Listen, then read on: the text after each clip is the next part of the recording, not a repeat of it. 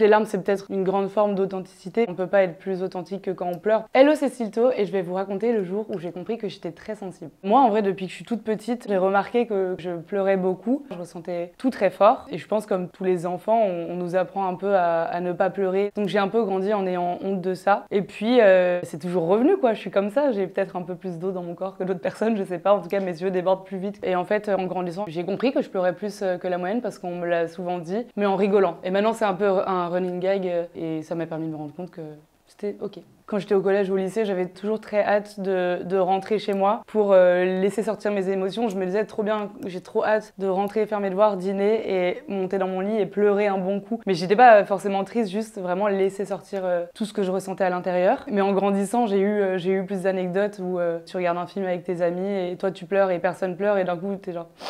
Et t'as les têtes en mode « mais tu pleures ?» alors que c'est pas triste. Sur le coup, c'est jamais très drôle, mais si par exemple j'ai une amie qui est en train de pleurer, je suis hyper nulle pour réconforter les gens parce que je pleure aussi. Je suis une éponge, quoi. J'ai l'impression de vivre le truc avec toi. Et du coup, ça rend des situations un peu chaotiques et drôles parfois. Je pense qu'au quotidien, c'est pas handicapant d'être très sensible. Ça laisse si on veut absolument le cacher. Évidemment, parfois, je retiens mes larmes parce que j'ai conscience que c'est pas le moment ni l'endroit pour pleurer et que ça serait même mieux pour moi de le faire plus tard. En fait, les larmes, c'est peut-être une grande forme d'authenticité. Enfin, on peut pas être plus authentique que quand on pleure parce que ça vient tout seul et on le contrôle pas. C'est cool de s'autoriser à se laisser aller et je pense qu'il faut se déculpabiliser. Je pleure très souvent sur scène, mais parce que justement, c'est peut-être l'endroit aussi où je suis le plus moi-même et du coup, j'essaie même pas de retenir mes larmes. Je pense que les larmes, c'est une forme de langage aussi. Quand les gens chantent les paroles des chansons, pour moi, c'est incroyable. Là, c'est des larmes de joie et de fierté aussi. Mais j'ai l'impression que le fait d'avoir sorti un album, ça m'a aidé à me découvrir, à m'accepter encore plus, à défendre cette idée que les larmes, c'est pas toujours que de la tristesse et que c'est très chouette aussi en fait d'être sensible et de tout vivre à 100%. Même si parfois, évidemment, c'est un peu relou. J'ai plein d'amis qui pleurent très peu ou qui sont pas très sensibles et j'adorerais parfois qu'un mini truc ne me mette pas dans tous mes états, mais je suis comme ça et c'est vrai que faire de la musique, ça m'a aidé à en parler et à l'assumer, à en rire aussi. Je sais pas si ça m'aide directement, mais plus je grandis et plus ma communauté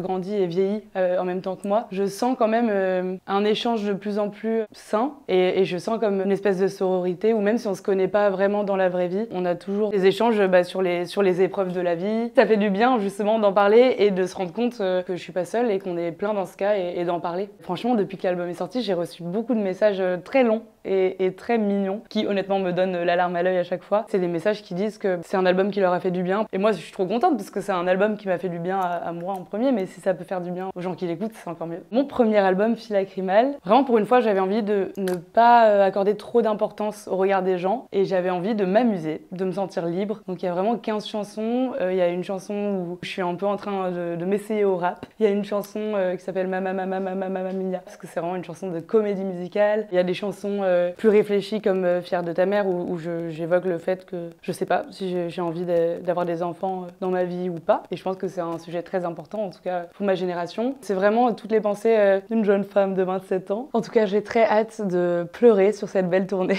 non, de m'amuser aussi évidemment, des larmes de joie bien sûr et on se retrouve le 5 décembre 2025 au Zénith de Paris.